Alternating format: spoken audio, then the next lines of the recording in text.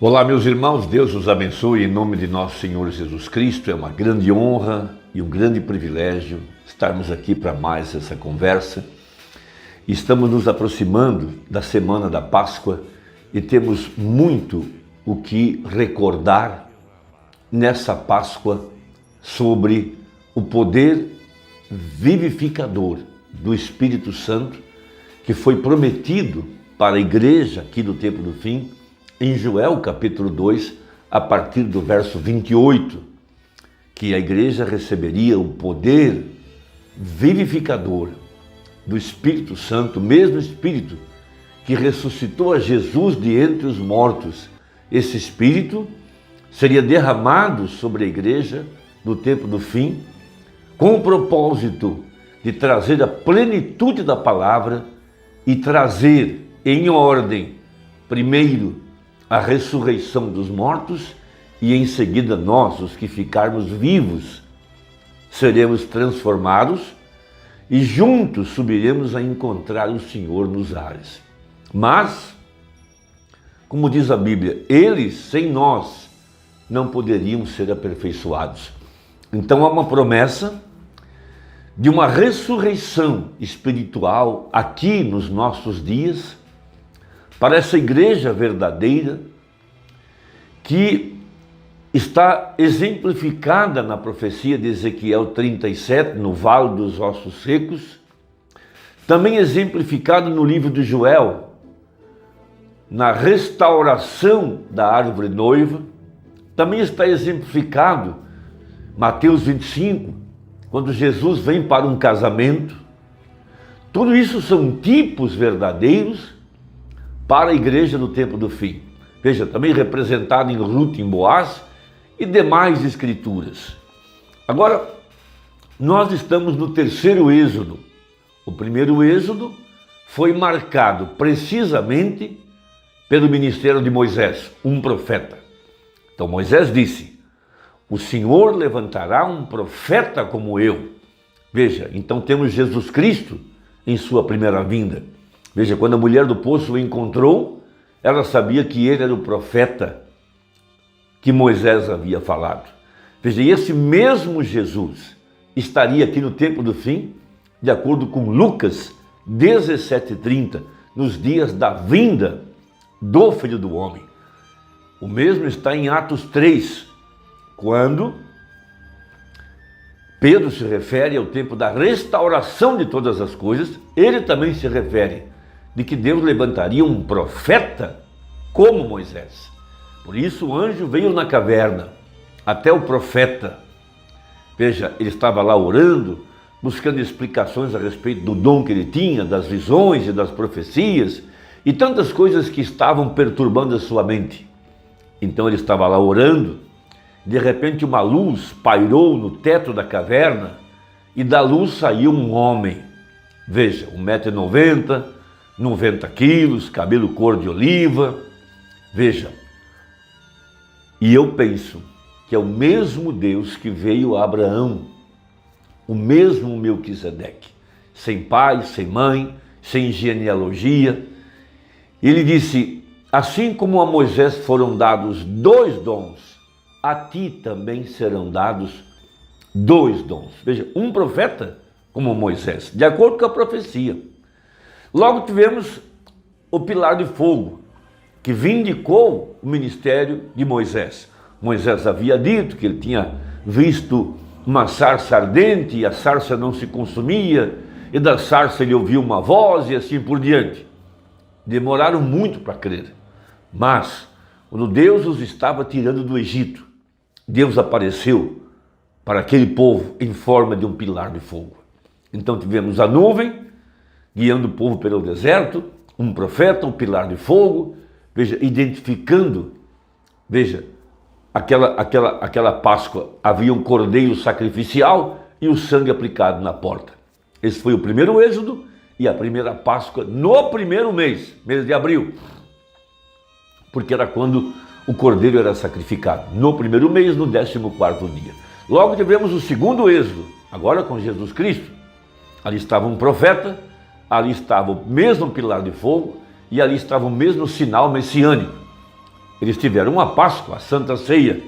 Veja, lá atrás, no primeiro êxodo, era saindo do Egito e indo para a terra da promessa. No segundo êxodo, era para deixar os sistemas organizados do seu dia para a nova terra, batismo com o Espírito Santo. Veja, Páscoa quer dizer passagem. Agora não mais sangue de animais, o sangue do próprio Deus. Por isso ele teve a última ceia numa celebração da Páscoa. E aqui, no terceiro êxodo, nós também temos uma Páscoa. Por isso o profeta confronta o livro de Efésios com o livro de Josué. Veja, Josué santificou o povo, depois eles cruzaram o Jordão, do outro lado eles tiveram a circuncisão, porque ele não poderia dar a Páscoa para eles sem que eles fossem circuncidados. Depois de circuncidados, que representa o batismo com o Espírito Santo, uma mudança de natureza, eles comeram a Páscoa com o grão maduro da nova terra, que foi a festa das primícias, de acordo com a profecia. Veja, então lá estava Josué, e aqui nós temos agora o nosso livro de Efésios, também temos uma Páscoa. Veja, uma Páscoa de novo, pilar de fogo, um profeta, a nuvem, o sinal messiânico e o cordeiro pascual. O livro, Apocalipse 10, diz a Bíblia, vá até no anjo e toma o seu pedaço do cordeiro. Toma o livro e coma-o. Esse é o cordeiro pascual, nessa Páscoa. E agora estamos saindo, deixando essa terra espiritual e indo para o milênio glorioso aqui na frente, já com vida eterna, já com os corpos glorificados. Então nossa Páscoa está em Efésios capítulo 2. Por isso o profeta disse que haveria um novo Efésios dentro da era da Laodiceia. A era da noiva, também chamada, a era da pedra angular, um outro nome. Veja, mas também o novo Efésios. Uma igreja liderada por um profeta, veja, pela mensagem profética. Veja, assim como Josué viu Deus em forma de um homem, nós também temos aqui no tempo do fim o sinal do Messias, nos dias da vinda do Filho do Homem, o mesmo anjo que veio a Abraão, tem vindo a nós também nessa Páscoa. Veja, e agora esse poder vivificador, vivificar, trazer a vida, essa é a nossa Páscoa, aqui dentro desse Efésios. Efésios 2 diz assim, e vos vivificou, veja, o poder vivificador, que vem para vivificar os nossos olhos, vivificar a nossa mente, vivificar nossos corpos mortais, veja, pelo poder da ressurreição. Veja, Jesus agora manifestado aqui. Então quando ele se levanta, e Jesus é a palavra restaurada, a palavra manifestada de acordo com Romanos 8, vem para vivificar a semente eleita, os redimidos, apenas esses receberão influência dessa ressurreição, porque são predestinados por Deus. E assim como na primeira ressurreição, quando Jesus levantou-se da sepultura, cada parte do corpo de Jesus, do Velho Testamento, levantou com ele, o que provou que ele era um parente redentor, o que provou que ele era o nosso Redentor. Veja, por isso que os crentes do Velho Testamento sabiam, veja, a terra, o lugar onde haveria ressurreição. Então José disse, não deixe os meus restos mortais no Egito, levem-no para a terra da promessa, porque lá será a ressurreição, lá onde Abraão sepultou Sara e ele mesmo foi sepultado. Veja, então observe, ele vos vivificou, estando vós mortos em ofensas e pecados. Verso 6, veja, e nos ressuscitou. Então aqui ele muda a palavra, porque vivificar é trazer à vida algo que estava morto. Então ele agora aplica a palavra, ressuscitou, juntamente com ele nos fez assentar nos lugares celestiais em Cristo Jesus. Isso é algo tremendo, se você puder receber isso por revelação. Veja, a palavra agora vindicada em todo o seu poder, de que o Espírito Santo foi derramado sobre a igreja de acordo com a profecia. Ele não foi derramado durante as 7 eras em todo o seu poder, porque a promessa em Joel 2:28 era para os últimos dias. Veja, o corpo literal e físico de Jesus está na 7ª dimensão, ninguém discute isso. Mas a outra parte do sacrifício, o Espírito Santo, veja, que trabalhou durante as 7 eras da igreja, com uma porção apenas para mantê-los salvos aqui no tempo do fim, depois da restauração completa, depois do ensinador de justiça, depois que ele trouxesse a chuva no primeiro mês, a temporânea seródia, veja, a Páscoa no primeiro mês, o avivamento que vem da palavra. Essa é a Bíblia.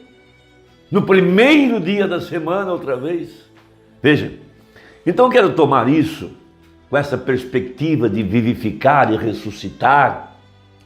Na mensagem ao nascer do sol, parágrafo 159, a mensagem ao nascer do sol e o selo da Páscoa foram pregadas muito próximas, as duas mensagens, para falar desse poder vivificador que viria para a igreja aqui no tempo do fim.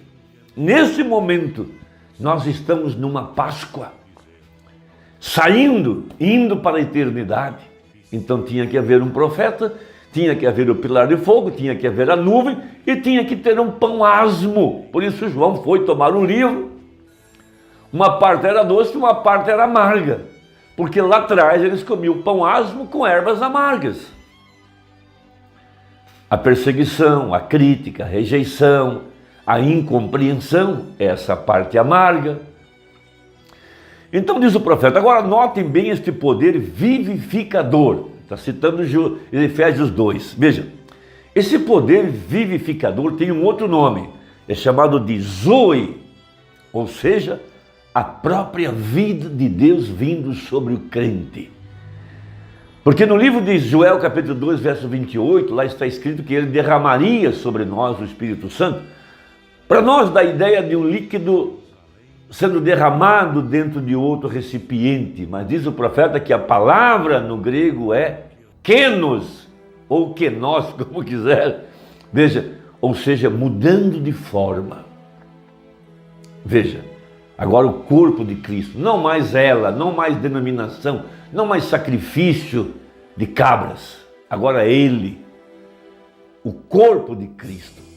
Veja, agora note bem este poder vivificador, esse poder que ressuscitou a igreja, guiando para a palavra. Ele não leva para um livro de psicologia, para um livro de teologia, porque o Espírito Santo vem precisamente para glorificar a Jesus, não a William Branham, Jesus, e Jesus é a palavra. A mente que estava em Cristo também estava em você, então.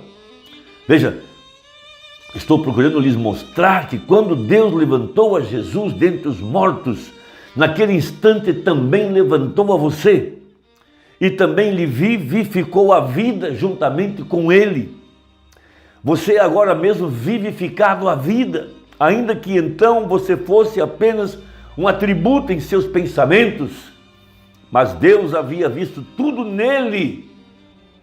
No fim, de acordo com Efésios 1, verso 9 e 10, tornando a congregar, aqui, na plenitude dos tempos, tudo nessa pessoa, a pessoa de Jesus Cristo. Veja, Deus olhou sobre o corpo, pois o Espírito lhe havia deixado no jardim do Getsêmani, porque tinha que morrer como um homem. Porém, recordem, amigos, ele não tinha que fazer aquilo, esse foi Deus. Deus ungiu essa carne, veja, a qual foi carne humana. Se ele houvesse subido ao Calvário como Deus, nunca haveria sofrido essa classe de morte, porquanto é impossível matar a Deus. Ele não teve que fazer isso, porém ele foi ali com você dentro. Veja, dentro dele, Deus não havia separado a noiva do noivo ainda. Então, quando Deus olhou sobre o corpo de Cristo, ele viu o masculino e o feminino, e tudo foi redimido num só corpo. São um só, são o mesmo, a mesma palavra que fala do noivo, também fala da noiva. Irmão, que Deus te abençoe. Essa é a eleição e a predestinação daqueles que estavam nele, desde antes da fundação do mundo. Os profetas nunca entenderam isso, mas nós estamos entendendo aqui no tempo do fim. Deus te abençoe. Até a próxima, se Deus quiser, em nome de Jesus. Amém.